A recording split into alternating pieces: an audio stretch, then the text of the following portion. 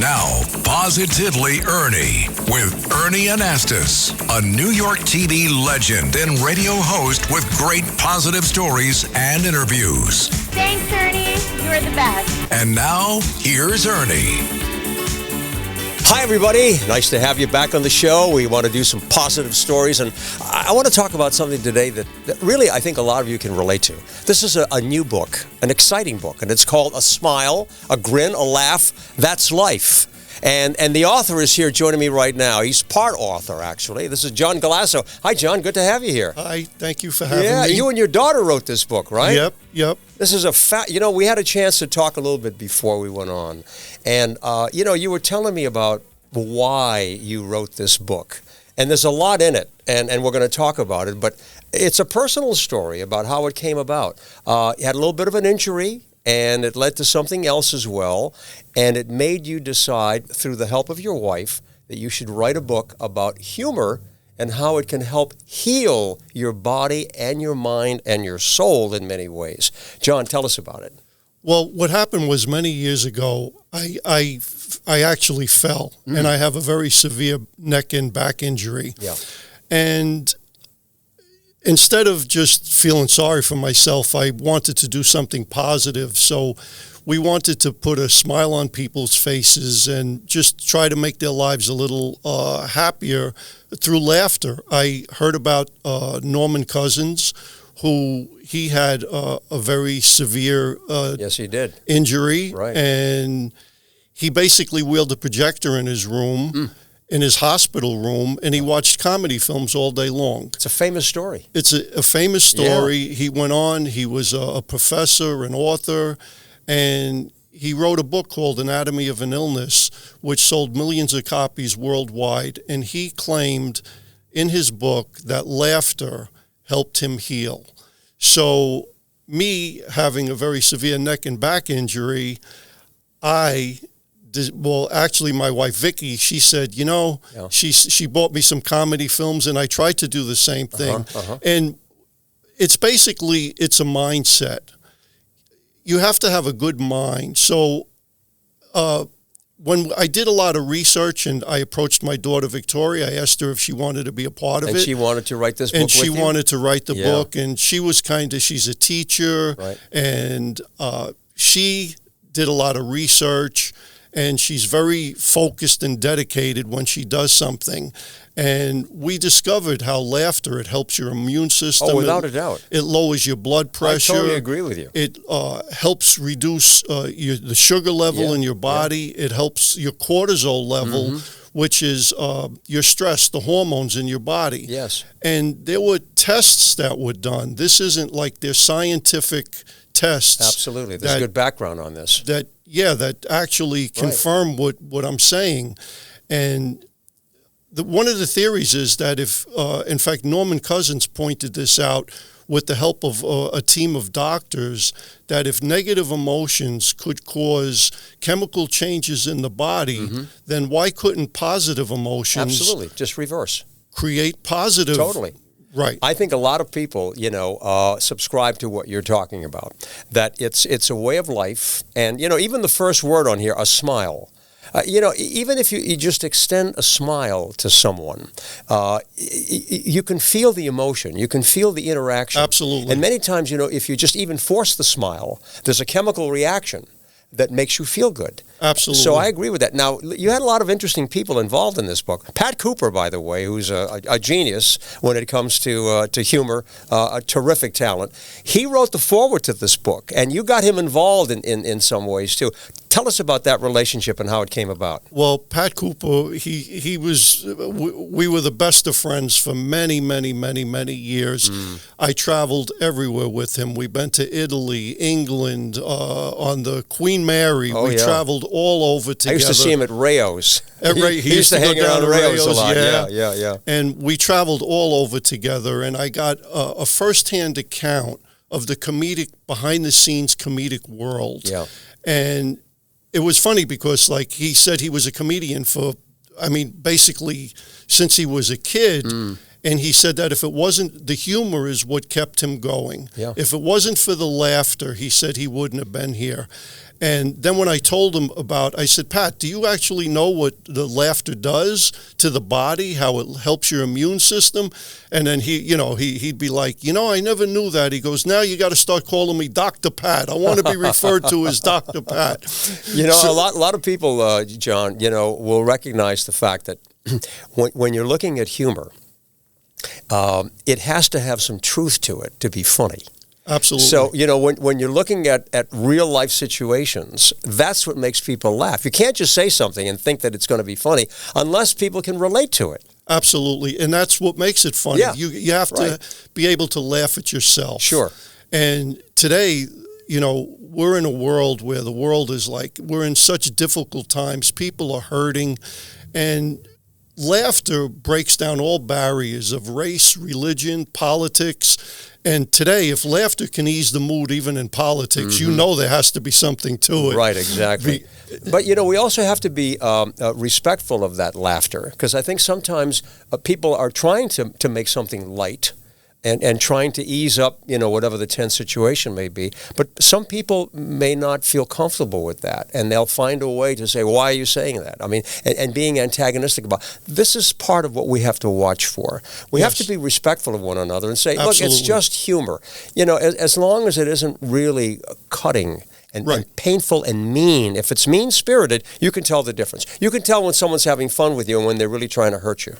Well, as Don Rickles used to say, he'd say, anything I said, if it was meant to be mean-spirited, I never would have said it.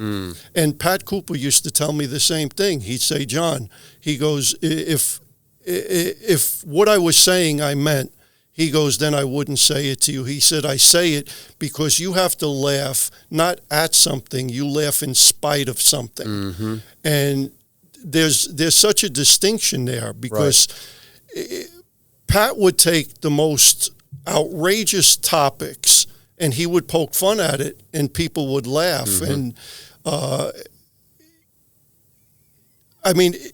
there was one time that this is a little over the top, but there was a person at the Friars Club. They were 102 and they just passed away. And everybody was upset and they were giving testimonials. And then Pat, in his typical humor, he blurted out, he goes, what's everybody upset for? He's 102. I know it sounds a little harsh, but after that thing happened, his wife came over, who was in her late 90s, and she said, Pat, I really needed that. You eased the mood. And so everybody looks at humor differently. Right, exactly. And, a lot of humor, too, is in the delivery. It's in the delivery. Yeah, people have certain personalities that they like because of the way they deliver a joke and the way their personality comes across. There's so much to it when you start thinking about the value of humor. Are we able to laugh more today, or because of the environment? I mean, we have a lot of serious things that are going on in our world, John, and how can we find a way to ease that using humor and having people be a little more understanding of one another? What do you suggest? It's very difficult because my dear friend John Peasy, he was on America's Got Talent. He performs all over the country. We were just having this conversation the other day. He said, now, for the first time in his career, and he's performing 30 years, he said sometimes you have to watch a little bit about what you say, because today everybody's offended about everything. He said, and you don't want to divide people. You want to bring people together. Right. And he was telling me, he said in the beginning, when I started doing what I do, he said, you want to make money, you want the applause. He said, but now his purpose is he wants to give back. He said, to the laughter, when you make someone feel good, he said, that is my reward today. I'm making them feel good through the laughter. He said, but today you have to watch a little bit. John, you bring about a quote that I use often, Maya Angelou, who said, people may not remember what you said or did, but they'll remember how you made them feel. That's true. And that's so important. And that kind of feeling, like, for example, you and I are sitting here, right? There's a feeling between the two of us. Absolutely. We're respecting one another. We're enjoying our conversation. And there's a feeling that that you have to understand when you're experiencing it. And I think that when you're listening to humor, you have to have that kind of an open mind and say, look, this person is making light of something. How does it, affect me? How can I appreciate it? How can I enjoy it? How can I share it? A lot of people like to share jokes. They like to be able to tell it to somebody else and see the kind of laughter that they get. You had a lot of people involved in this book. One of the people that you mentioned to me was Joel Osteen. Joel Osteen is a very well-known, personality on television, a preacher of sorts, a motivational speaker, a spiritual speaker in many ways. How did he get involved in this book?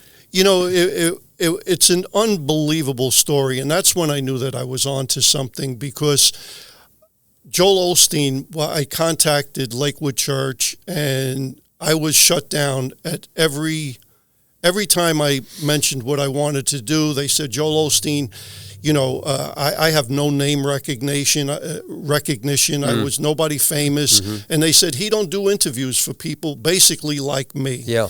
And then I got one person who was his assistant. Right. And I spoke with his brother-in-law. And I said, Don, can you just do me a favor? Would you just give him my message and see what he wants to do? And he goes, okay, John.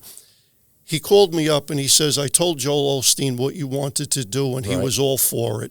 He starts every sermon with a joke. He does, yeah. And he has 7 million people that listen to him worldwide every week, and he's in 100 different countries. Right. And he granted me the interview, and I couldn't believe it. And when he did, I was like, I said, this is unbelievable. I have to be onto something here, because, again, like someone with no name recognition, somebody that nobody recognizes. Mm-hmm. And he said, John, he goes, I want to do this interview. And after he did the interview, he dedicated an entire sermon to laughter. That's right. And what I was saying. Well, I think it was a nice tribute to you. Yeah, it was unbelievable. I think it was sermon 498, and the whole thing was on laughter. Right. And he basically said everything that I said in the book. And I couldn't believe it. He saw the value, and he saw the purpose in what you were trying to do. I have said this many times on my show, that many times before I go to bed, I will watch an episode of Seinfeld. Yeah. I mean, I've gotten to know all the characters so well, but I just enjoy it, and it just gives me that light feeling before I sleep. Speaking of comics, Abbott and Costello, what a great team they were. And you have something here from Chris Costello, who's the daughter of Lou Costello. Yes. What does she have to say?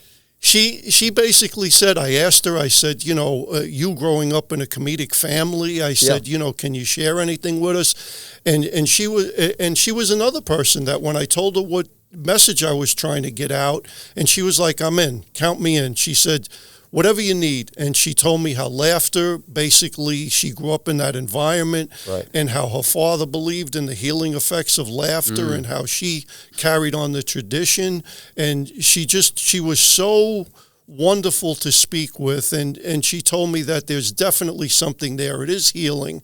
It is all the things that were researched, and that all the things my daughter that she studied on this, she would say to me, Dad, what about this? What about that? And it was all true. And when I pointed these things out to Chris Costello and so many other people, they were like, this is really something, because it's basically, you go to a doctor and they want to give you medicines, and this is cheap medicine. Yeah, but you know what? Many times, even physicians, I've known several of them, who have used humor, who will lighten things up. That when you go into their office and they know that you're worried, and you're concerned about whatever is bothering you, they'll lighten it up and start asking you questions about your family and how do you feel and how you're doing, and maybe talk about something that's a little lighter, because it eases, the conversation that they're going to go into. I wanted to also ask you about the feedback. Many times, we do something and we say, did people like it? Did people enjoy it? How was that performance? What kind of feedback have you gotten from your book, Joe? The feedback was wonderful. Yeah. It was wonderful. There were so many people that they claimed that they just didn't know they didn't know that the benefits of laughter. You go in to see a comedy show and you say, oh, that was nice, and you leave. But when they actually found out what it did to the body, the mind, the body, and the soul, it was just everybody. I didn't get one negative reaction. That's great. And it just, I feel like it just helped so many people. Without a doubt. Because you were looking at things from a different mindset. You know, they say laughter is an internal massage, that it makes you feel good. Yes. It relaxes your body. Do you have a favorite joke or a story that you like to share with people? Is there something that you can pull out of your mind there somewhere? Oh, there's so many. There's so many.